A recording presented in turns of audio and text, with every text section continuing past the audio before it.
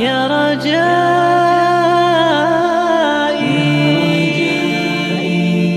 انہوں نے پوچھا کہ جرابوں پر مسح کرنا شرعاً درست ہے یا نہیں. دیکھیں اتنے باریک موزے کہ اگر آپ اس پہ پانی ڈالیں تو فوراً کھال تک پہنچ جائے، ان موزوں پر مسح نہیں ہوتا ہے، بالکل نہیں ہوتا ان پہ مسح. اتنے گف اتنے موٹے ہونے چاہیے کہ اگر آپ پانی ڈالیں تو وہ فوراً کھال تک نہ پہنچے. ہاں تھوڑی دیر بعد پہنچ جائے ایک الگ بات ہے، ان پر آپ کر سکتے ہیں. اب چاہے یہ اونی موزے ہوں، چاہے چمڑے کے بنے ہوں، چاہے ریگزین کے موزے ہوں، ان پر مسح ہو سکتا ہے. جرابوں پر یعنی جو بالکل باریک جیسے آتے ہیں ساکس وغیرہ ہم پہنتے ہیں عام طور پر، اور کہ پانی ڈالیں تو فوراً کھال تک پہنچ جائے، ان پر مسح نہیں ہو سکے گا. اور اس کی بنیادی وجہ یہ ہے کہ پاؤں دھوئیں نہیں، خالی مسح پہن کے ان پہ موزے پہن کر ان پر مسح کر لیں، آپ کے پاؤں گویا کہ دھل گئے، وضو کمپلیٹ ہو گیا. یہ عقل میں آنے والی چیز نہیں ہے، تو یہ خلاف عقل مسئلہ ہوا. لیکن چونکہ میرے آقا صلی اللہ علیہ وسلم نے اس کو بیان فرمایا تو ہم عقل کو ایک طرف کر دیں گے. عقل اس کی حکمت کا ادراک کر سکے نہ کرے ہم مان لیں گے، تو ہم نے مان لیا. اب یاد رکھیں اس طرح کے جو خلاف عقل مسئلے ہوتے ہیں یعنی جن کی حکمت کا عقل ادراک نہیں کر سکتی، جس طرح بعینی ہم تک پہنچے ہیں ہمیں اسی کے درمیان رہنا لازم ہوتا ہے. چنانچہ جب نبی کریم صلی اللہ علیہ وسلم نے موزوں پر مسح فرمایا تو فقہا نے غور کیا وہ موزے کیسے تھے. پہلی بات تو یہ کہ اتنے موٹے تھے کہ پانی ڈالیں تو فوراً کھال تک نہ پہنچے. دوسری بات یہ کہ وہ ٹخنوں کو ڈھکے ہوتے تھے. تیسری بات یہ کہ پاؤں میں چمٹے ہوتے تھے، اگر اس کو پاؤں چلائیں پاؤں اٹھائیں تو یوں نہیں کہ پاؤں باہر نکل آئے. تو بس فقہا نے یہ تین چیزیں خاص طور پہ رکھیں کہ اتنے موٹے ہوں کہ پانی فوراً کھال تک نہ پہنچے، وہ خود اپنے مضبوطی سے چمٹے ہوئے ہوں کہ پاؤں باہر نہ نکل آئے، اور ٹخنوں سے اونچے ہونے چاہیے. جب یہ تین شرائط پائی جائیں گی تو مسح ہو جائے گا. بعض لوگ حدیث کو پڑھ تو لیتے ہیں لیکن حدیث سمجھنے کا شعور حاصل نہیں ہوتا، وہ جرابوں کے اوپر مسح کرتے ہوئے نظر آئیں گے. ارے بھائی یہ خلاف عقل مسئلہ ہے. نبی کریم نے کن موزوں پر مسح کیا؟ آپ یہ جدید دور کے موزوں پر مسح کر رہے ہیں، اسی طرح کی چیز آپ کریں گے. وہی جس طرح نبی کریم نے تعارف پیش کیا ہے، کیونکہ یہ عقل سے تو مسئلے حل ہی نہیں ہوتے نا. سرکار کے زمانے کے موزوں پر آج کے ساکس کو قیاس کر ہی نہیں سکتے، کیونکہ یہ قیاسی مسئلہ ہی نہیں ہے، بالکل بعینی ویسا رکھنا ہوگا. تو لہٰذا جو ہم نے آپ کو بیان کیا وہی درست مسئلہ ہے.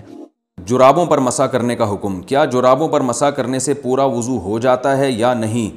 جبکہ اکثر یہاں ہم جاب کرتے ہیں جہاں ہم جاب کرتے ہیں وہاں بار بار جوتے اتارنا یا جرابیں اتار کر پاؤں دھونا مشکل ہوتا ہے. خرم صاحب کویت سے. یہ بھی 15ویں صدی کی ایک بدعت ہے جس کا اس صدی سے پہلے کہیں کوئی ثبوت نہیں ملتا کہ عام جرابوں پہ بھی لوگ مسح کرنے لگے، اور بعض علماء نے اس کے جواز کا فتویٰ دیا ہے، لیکن یہ اجماع امت کے خلاف ہے. چاروں اماموں کا اجماع ہے کہ موزوں پر مسح کے لیے کچھ شرائط کا پایا جانا ضروری ہے، اور ان چاروں فقہ کے نزدیک یہ جو آج کل جو ساکس ہم پہنتے ہیں ان پر مسح بالکل جائز نہیں ہے. اس کی بڑی وجہ یہ ہے کہ جتنی احادیث قرآن نے سب سے پہلے پاؤں دھونے کا حکم دیا ہے، اور یاد رکھیں جب قرآن میں کوئی حکم آتا ہے تو اس حکم سے اختلاف کرنے کے لیے کوئی بہت مضبوط اور واضح دلیل ہونی چاہیے. تو خفین کے بارے میں تو دلیل واضح ہے. خفین کہتے تھے چمڑے کے موزے، تو چمڑے کے موزے یا وہ موزے جو چمڑے جیسے ہوں جن میں پانی نہ جاتا ہو، یا وہ شرائط جو فقہ کی کتابوں میں لکھی ہوئی ہیں. تو قرآن نے چونکہ پاؤں دھونے کا حکم دیا، اگر قرآن میں حکم نہ ہوتا پھر ہم کہیں سے بھی کوئی بھی روایت ملتی ہم لے لیتے، لیکن قرآن نے چونکہ پاؤں دھونے کا حکم دیا ہے واضح لفظوں میں، تو اب وہ متواتر قطعی ہے. اس سے انحراف انہی خاص شرطوں کے ساتھ کیے جائے گا جن پر بالکل واضح اور صریح احادیث موجود ہوں. تو واضح اور صریح احادیث صرف خفین کے بارے میں ہیں، اور خف عربی میں کہتے ہیں یہ جو چمڑے کے موزے ہوتے ہیں ان کو خف کہا جاتا ہے.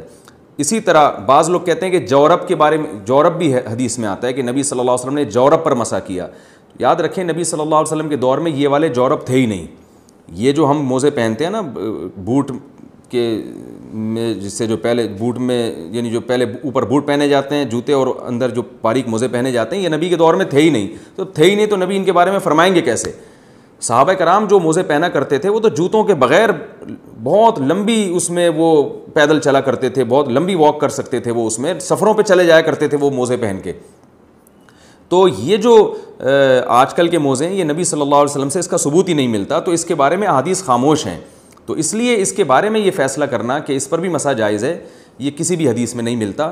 کیونکہ جورب کا جو تذکرہ حدیث میں آتا ہے تو جورب خفین کو بھی کہا جاتا ہے، یعنی جو جس کو خف کہا جاتا ہے نا، جو چمڑے کے موزے ہوتے ہیں یا چمڑے ٹائپ کے موزے ہوتے ہیں، تو جورب اس کو بھی کہا جاتا ہے. تو آپ جورب سے یہ والے جورب مراد لے لیں یہ کسی امام کا مذہب نہیں ہے، نہ اسلاف میں سے کسی ایسے امام سے ثابت ہے جن کی امت میں اتباع کی جاتی ہے۔ تو یہ آج کل ایک نیا فتویٰ آیا ہے جو چاروں مذاہب کے بھی خلاف ہے اور قرآن و سنت کے بھی خلاف ہے۔ اس لیے ہماری رائے میں اگر امام نے ایسے موضوع پر مسح کر کے نماز پڑھائی تو وہ نماز ادا نہیں ہوگی، آپ کو نماز لوٹانی پڑے گی۔ آپ پٹیوں پہ مسح کر سکتے ہیں، اور پاؤں کو گرم رکھنے والی وہ چیز جو جراب ہو یا موزہ ہو اس پہ بھی آپ مسح کر سکتے ہیں۔ کیسے مسح کر سکتے ہیں؟ اگر آپ نے باوضو ہو کے اس کو پہنا ہے۔ یہاں یہ پریشانی امت کو پھر لاحق ہو جاتی ہے۔ اللہ سے دعا ہے کہ پریشان امت سے ہمارا نام نکال دے، ہر وقت اللہ کے فیصلوں پہ مطمئن ہونے والوں میں ہمارا نام لکھ دے۔ امت کو پریشانی کیا ہوتی ہے کہ میرے بڑے نے تو یہ کہہ دیا تو حدیث کو کیوں مانوں؟ ہمیں کوئی پریشانی نہیں ہوتی، ہمیں پریشانی ہوتی ہے محمد مصطفیٰ نے کیا ہے، ہم نے کرنا ہے۔ مسح رسول اللہ صلی اللہ علیہ وسلم علی الجوربین والخفین، اللہ کے رسول صلی اللہ علیہ وسلم نے جرابوں پر بھی مسح کیا ہے اور موزوں پر بھی مسح کیا ہے، اور ایک نہیں، المسح علی الخفین، موزوں پہ مسح کرنے کی روایت کرنے والے 70 لوگ ہیں، ایک بھی نہیں۔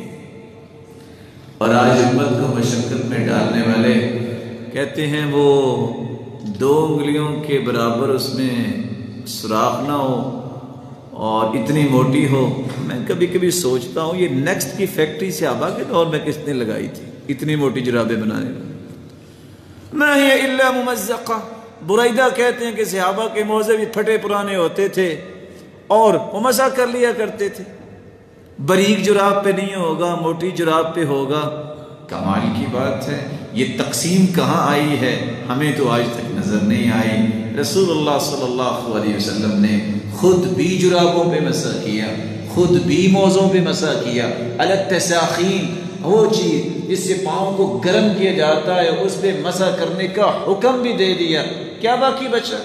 آپ باوضو ہو کے جرابیں پہنے، موزے پہنے، اور آپ 24 گھنٹے تک جو اگلی نمازیں پڑھیں گے آپ اس پہ مسح کر سکتے ہیں۔ اگر آپ مقیم ہیں، اگر آپ مسافر ہیں تو آپ 3 دن تک مسح کر سکتے ہیں۔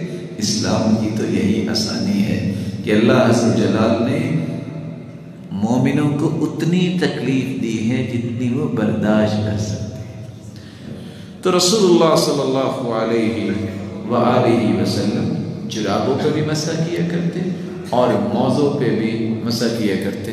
یہاں ترمذی پڑھنے والے بیٹھے ہوں گے، اور آپ نے وہاں امام ترمذی کا وہ نقل کیا ہوا قول بھی پڑھا ہوگا کہ امام ابو حنیفہ رحمۃ اللہ علیہ نے جب آخری وضو کیا ہے تو کیا کیا تھا؟